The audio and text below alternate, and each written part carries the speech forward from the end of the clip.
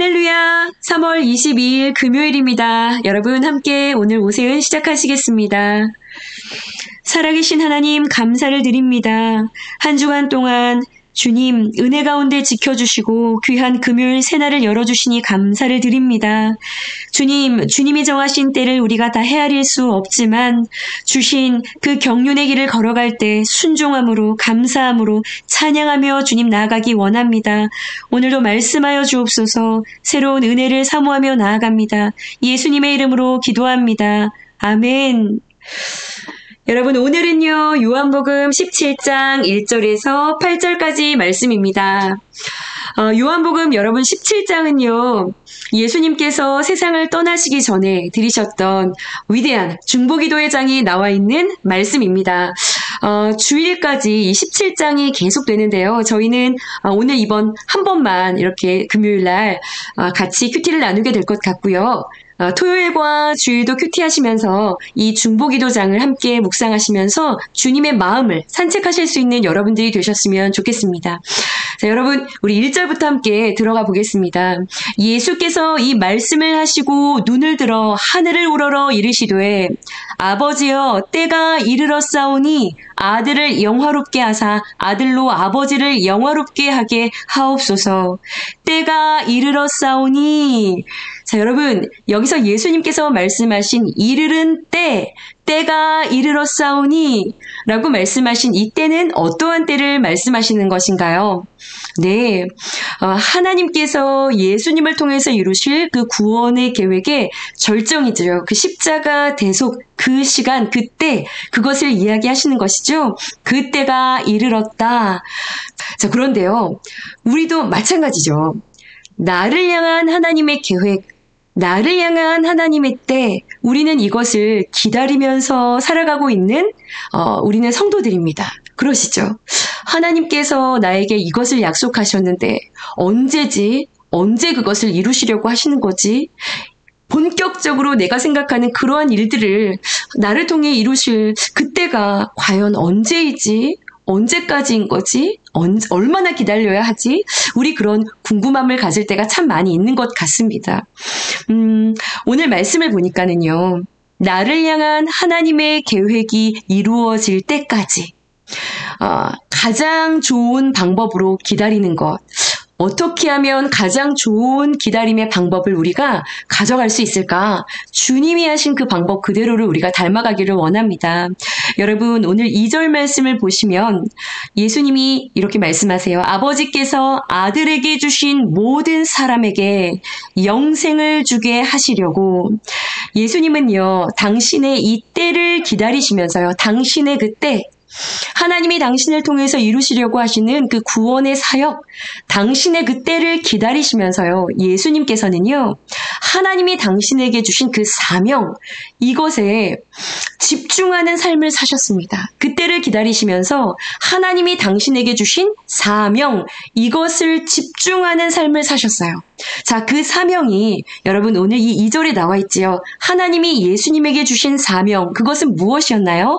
아들에게 주신 모든 사람들에게 영생을 주게 하시려고 예수님에게 보내신 모든 사람들에게 영원한 생명을 주는 것, 그것이 바로 하나님이 예수님에게 부여하신 사명이셨습니다. 자, 모든 사람에게 영원한 생명을 주게 하시려고 주신 사명, 이것에 대해서 예수님은 어떻게 반응하시면서 당신의 때를 기다리시고 준비하셨나요? 4절 말씀을 보시면 예수님은요, 이렇게 주님이 주시는 사명에 반응하셨습니다. 4절 보시면 아버지께서 내게 하라고 주신 일을 내가 이루어. 하나님께서 예수님에게 주신 그 사명, 그것에 대해서요. 예수님은 그 주신 일을 내가 이루면서 이 땅에서의 공생의 모든 시간을 드렸다라고 이야기하고 계십니다. 철저하게 주신 그 일들, 작고 큰 모든 일들에 순종하셨다라고 말씀하고 계시죠. 구체적으로요. 6절에 보시면 자, 첫 번째 예수님의 순종, 내게 주신 사람들에게 내가 아버지의 이름을 나타냈습니다 라고 얘기하고 계세요. 우리 기억해보면 예수님이 하신 그 모든 사람에게 하셨던 말씀들 중에 나를 보는 자가 아버지를 보았다. 내가 하는 말은 내게서 나오는 말이 아니다. 아버지께서 주신 말이다. 나를 영접하는 자는 아버지를 영접하는 것이다. 이런 이야기들을 끊임없이 하셨어요. 기억하시죠? 내게 주신 사람들에게 내가 아버지의 이름을 끊임없이 나타냈습니다. 이렇게 이야기하고 있고요. 또 8절 말씀을 보시면 내게 주신 말씀들을 그들에게 그대로 주었습니다. 라고 이야기하고 계세요. 자, 나에게 주신 모든 사람들에게 영원한 생명을 주게 하기 위해 하나님이 주신 이 사명을 이루기 위해 예수님은 4절에 내게 하라고 주신 그 작고 모든 큰 일들, 그것에 오직 순종함으로 당신의 때, 하나님께서 이때라고 주신 그 때까지 예수님은요, 순종으로 그 때를 준비하면서 걸어가셨다라고 기록하고 있습니다. 그리고요, 여러분, 예수님께서, 하나님께서는요, 또한 당신의 이 사명을 집중하고 당신에게 보내신 그 모든 사람들을 구원할 수 있도록 주신 선물, 능력이 있으셨어요. 그것이 무엇이냐 하면 2절 중 끝부분에 보시면 만민을 다스리는 권세를 아들에게 주셨음이로소이다. 만민을 다스리는 권세, 모든 사람들을 다스리는 그 모든 사람들을 다 다스리는 그 권세를 예수님에게 부여하셨다는 것이죠. 그럼에도 우리 생각해보면 예수님에게 악하게 한 사람들이 얼마나 많이 있습니까? 돌을 던지려고 했었던 사람도 있었고요. 내치고 성 밖으로 쫓았던 사람도 있고요. 낭떠러지로 떨어뜨리려고 했었던 사람들도 있었고요. 시험하려고 했었던 사람들도 있었지요. 자, 그런데 악한 그 행동대로 예수님은 갚지 않으셨고요. 그 만민을 다스리는 권세를 가지고 계셨던 예수님은요. 저 같으면 그냥 그런 권세로 하늘로 확 들어 올렸다가 내렸다가 그냥 정신없이 했다가 그냥 땅하고 떨어뜨리는 좀 그런 권세를 쓰면서라도 당신의 어떠함을 좀 드러내는, 그러실 수도 있으셨는데 말이죠. 어떤 자신의 무언가를 드러내는 수단으로 전혀 사용하지 않으셨다는 것. 만민을 다스리는 권세를 가지시고요. 모든 사람에게 영원한 생명을 주시기 위해서요. 말씀 지금까지 우리가 17장까지를 묵상해 오는 동안 보시면 만나는 모든 사람들, 각각 그 사람들에게 맞는 인격적이고요. 참 사랑이 가득한 방법을 선택하셔서 그 사람들에게 이 만민을 다스리는 권세를 통해서 그 사람들과 대화하시고 복음을 전하시고 그들을 고치시고 그들의 마음을 만지시는 것을 우리가 지금까지 묵상해서 볼 수 있었습니다. 분명히 놓을 권세도 있으셨고요. 그것을 잡을 권세도 있으신 주님이셨어요. 모든 것이 바로 그 모든 사람들에게 그 사람들이 믿고 알아서 이 영원한 생명을 얻게 하는 하나님이 주신 사명을 이루는 데에 이 권세를 사용하셨죠. 나사로의 그 무덤 앞에서도 참 재미있는 그런 구절들이죠. 무덤 앞에서 하늘을 우러러 예수님께서 기도하십니다. 그러시면서 이렇게 말씀하시잖아요. 또박또박. 항상 내 말을 들으시는 것 제가 압니다, 하나님. 그런데 성경은 요한은 이렇게 이야기하고 있어요. 이 말씀을 하신 건 둘러선 무리들을 위함이니 곧 그들로 믿게 하려 함이라. 말씀 하나를 던지는 것도요. 만남 하나를 갖는 것도요. 그리고 오고 가는 것, 이틀을 유하시는 것, 그리고 지금 먼저 가시는 것, 그 모든 예수님의 말과 행동과 그 모든 그 걸음들은요. 그 모든 만민을 다스리는 이 권세를 가지신 주님은 그 모든 권세를 그 모든 당신에게 주신 사람들 안에 하나님이 어떠한 분이신지를 알게 하고요. 하나님을 믿는 그 믿음을 갖게 하여서 그들로 하여금 영원한 생명을 얻게 하는 그 사명을 이루는 것에 모든 포커스를 맞추고 계셨습니다. 어른들을 위한 성경 동화가 있습니다. 한번 제가 이 소설을 맥스 루케이도 목사님이 쓰신 소설이에요. 제목은 토비아스의 우물입니다. 사막 한가운데 작은 마을이 있었습니다. 이 메마른 땅에는 물이 아주 조금밖에 없었어요. 비도 거의 내리지 않았고요. 그래서 비가 오는 날이면 사람들은 조금이라도 더 빗물을 받으려고 물병을 들고 이리저리 뛰어다녔죠. 물 한 방울이 금처럼 귀한 곳이었거든요. 그러나 땅은 비록 메말랐지만 마을 사람들은 전혀 목마르지 않았답니다. 가까이에 토비아스라고 하는 친절한 사람이 깨끗하고 시원한 물이 펑펑 솟아나는 깊은 우물을 가지고 있었기 때문이지요. 사람들은 토비아스를 물주인이라고 부르면서 그를 매우 사랑했어요. 토비아스는 보물처럼 소중한 이 물을 마을 사람들 모두에게 골고루 나누어 주었죠. 사람들은 그저 물을 달라고 말만 하면 되었어요. 그러면 물주인은 아주 기쁜 마음으로 우물에서 마음껏 물을 퍼가라고 말했어요. 자, 마시고 싶으면 얼마든지 마시세요. 그는 아들 줄리안에게도 우물물은 다 함께 먹는 거다라고 알려주었어요. 토비아스와 줄리안은 사람들이 물통을 어깨에 질 때 도와주었고요. 사람들은 하루도 빠지지 않고 우물가로 나왔죠. 토비아스는 오늘도 웃으면서 말했습니다. 필요한 만큼 다 가져가세요. 사람들은 토비아스에게 하루하루 있었던 일을 이야기하기도 했어요. 그러면 토비아스는 아주 잘 들어주었어요. 그리고 그들과 함께 즐거워했지요. 그러던 어느 날 물 주인이 마을 사람들에게 이렇게 말했어요. 나와 내 아들이 잠시 어디에 다녀오게 되었습니다. 우리가 없는 동안 내 종 엘제비르가 대신 이 우물을 지킬 거예요. 이제부터는 그가 여러분에게 필요한 물을 다 줄 겁니다. 이 말을 남기고 토비아스와 줄리아는 먼 길을 떠났죠.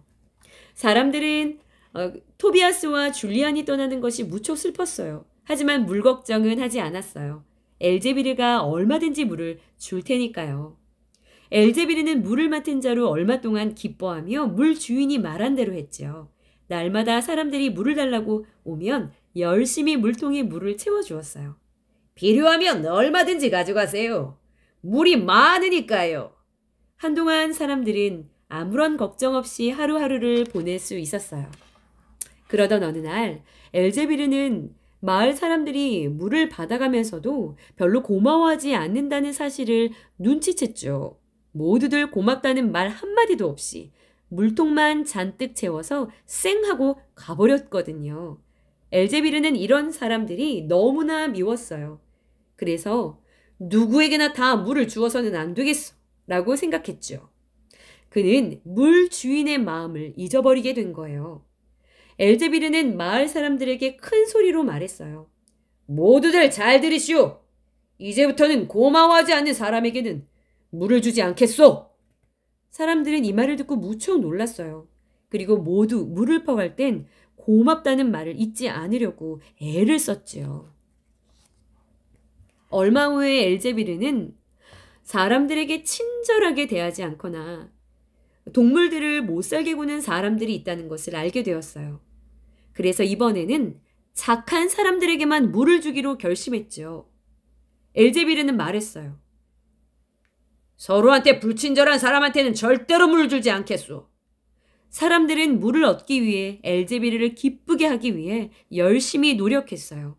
하지만 엘제비르는 시간이 지날수록 더 많은 조건을 이야기했어요. 당신은 너무 게을러. 당신은 너무 바빠. 당신은 부족해. 당신은 무능해.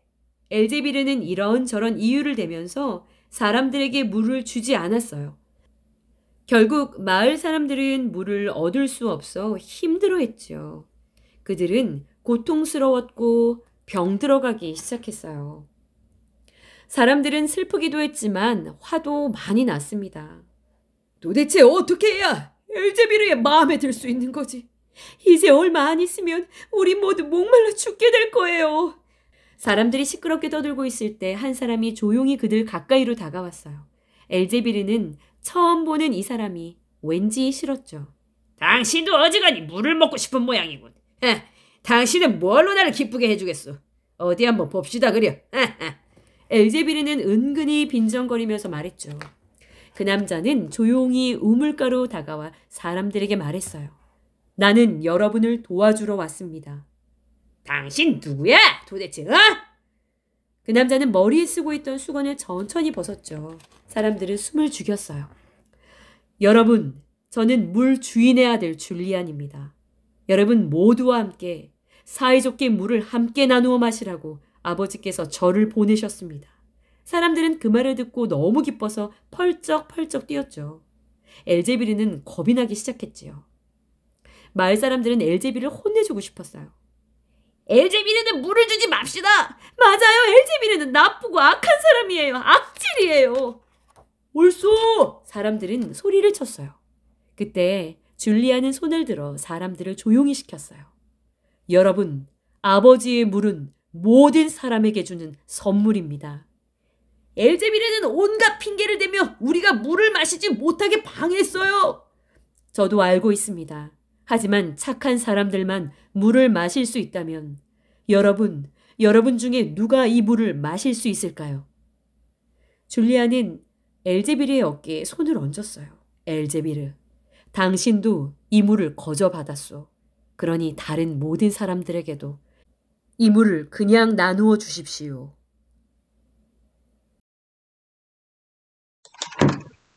네, 제가 이 소설을 그대로 읽었어요.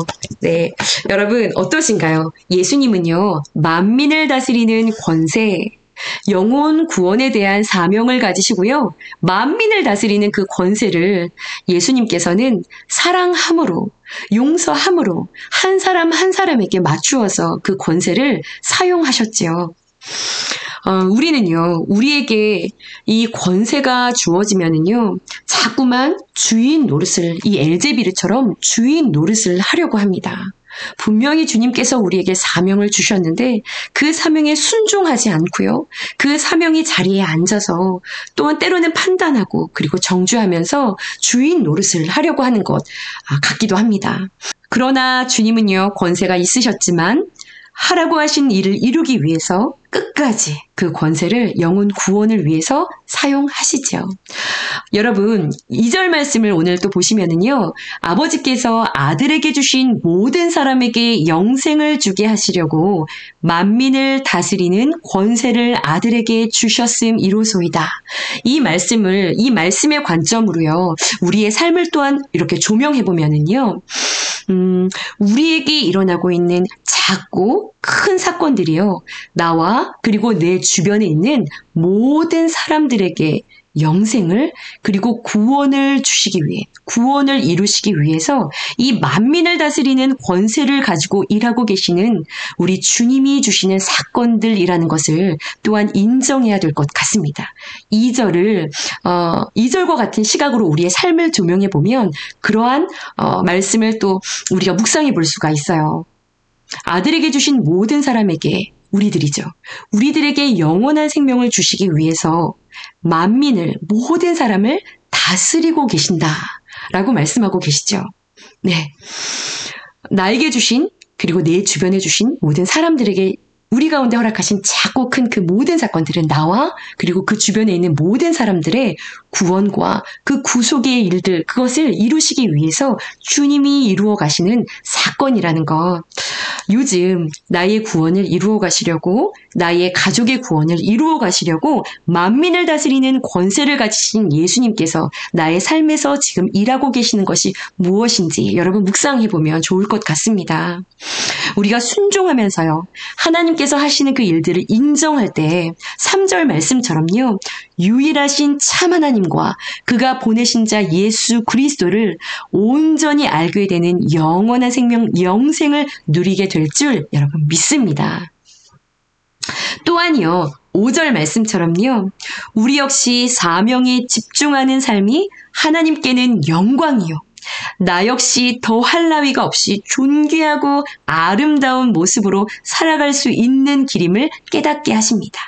아버지와 함께 나를 영화롭게 하소서.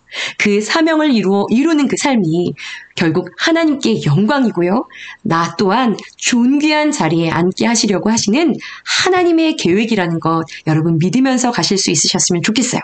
오늘 큐티인 두 번째 질문입니다. 하나님께서 여러분에게 주신 사명은 무엇인가요? 한 영혼 구원을 위한 사명을 이루기 위해 내가 순종해야 할 일은 무엇인가요? 여러분 마지막 단락을 또 보시면은요. 여기서 반복해서 계속 나오는 단어가 있습니다. 세상 중에서 내게 주신 사람들에게 그들은 아버지의 것이었는데 내게 주셨으며 무슨 말씀인가요? 저와 여러분 우리 모두가 다 주님의 것이라는 것입니다. 하나님 당신이 나에게 주신 사람들입니다. 내게 주신 사람들입니다. 이렇게 말씀하고 계시는 것이에요. 내게 주셨다. 예수님은요, 우리를 주저하지 않고 지금 내 거다, 내 것이라고 말씀하고 계신 것이죠. 내 것이라는 단어는요, 우리가 예수님에게 얼마나 소중한 존재인지를 아주 쉽게 알 수 있게 해주는 단어이지요. 또한 우리가 주님의 것인데요. 그런 우리를 위해서 예수님은 지금 여기 17장에 있는 이 중보기도처럼 지금도 쉬지 않고 내 것 삼으신 우리를 위해 여러분 말할 수 없는 탄식으로 기도하고 중보하고 계신다는 사실, 여러분 얼마 전에도 그 기도에 대한 우리가 은혜를 나누었는데요. 여러분 이것 믿으시지요? 히브리서 4장 14절 말씀을 제가 읽어드릴게요. 그러므로 우리에게 큰 대제사장이 있으니 승천하신 자 곧 하나님의 아들 예수시라. 여러분 대제사장의 역할이 무엇인가요? 하나님과 우리 사이에 중보자가 되시는 것이죠. 여러분 우리의 중보자 예수님이십니다. 또한 로마서 8장 34절 말씀 제가 읽어드릴게요. 예수님은 하나님의 우편에 계신 자요 우리를 위하여 간구하시는 자이십니다. 아멘이시죠. 하나님 우편에서 쉬지 않으시고 우리 한 사람 한 사람을 말할 수 없는 탄식으로 우리를 위해 중보하시며 애타게 기다리고 기도하시는 우리 주님이 여러분 우리를 내 것 삼으시고요. 하나님의 때 나를 향한 그 하나님의 때를 우리가 온전히 이루어갈 수 있도록 여러분 우리를 도우신다는 사실 기억하시면서 우리에게 주신 그 모든 사명, 그 걸음에 순종하며 나아갈 수 있는 여러분 저와 여러분들이 되었으면 좋겠습니다. 네, 세상을 떠나시면서도 기도하셨던 주님께서 오늘 저와 여러분들을 위해 쉬지 않고 오늘도 기도하고 계신다. 여러분 그 사실 믿으시면서요. 주님 우리를 위한 그 탄식의 기도에 우리의 기도를 얹혀서 주님 아멘입니다. 그 말씀이 이루어지기를 원합니다. 우리 그렇게 함께 기도하면서 나아가는 우리 금요일 그리고 여러분 주말 은혜 가운데 승리하실 수 있는 여러분 주말이 되어주시기를 간절히 축복합니다. 여러분 함께 기도하시겠습니다. 주님 감사합니다. 오늘도 귀한 생명의 말씀을 우리 가운데 허락하시니 감사를 드립니다.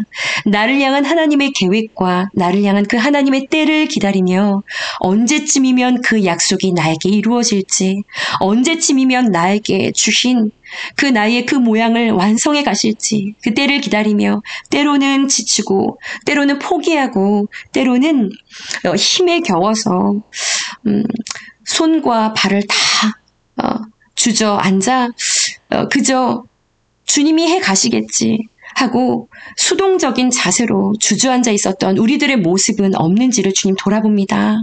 하나님께서 주신 그 사명이 이루어지기까지 적극적으로 작고 큰 모든 주신 사명의 일들 가운데 순종하시며 당신의 때를 준비해 가셨던 예수님의 걸음을 우리가 닮아가기를 원합니다. 따라가기를 원합니다. 주님 우리를 위해 계획하신 그 계획이 아름답게 열매 맺혀지는 그 날을 우리가 기대하고 기뻐하며 우리에게 주신 작고 큰 작은 그 사명의 모든 일들 가운데 기쁨으로 순종하며 영혼 구원을 위한 그 모든 사명 우리가 기도하며 순종하며 이루어 갈 수 있는 그러한 주님의 자녀들이 될 수 있도록 주님 축복하여 주시길 원합니다. 주님, 우리를 위해 쉬지 아니하시고 우리를 위하여 탄식하며 기도하시는 그 주님의 음성을 들으며 오늘도 나의 중보자가 되시는 예수님 손 꼭 부여잡고 주님과 함께 동행하며 승리의 걸음을 걸어가는 우리 모든 성도님들이 될 수 있도록 축복하여 주시옵소서. 감사드리며 우리의 위대한 중보자 되시는 예수님의 이름으로 감사하며 기도드렸사옵나이다. 아멘, 아멘. 여러분 만민을 다스리는 권세로 우리 주님이 함께 하십니다. 우리 주님 인정하며 우리 승리하며 나아가는 우리 금요일 되시기를 축복합니다. 함께 기도하시겠습니다.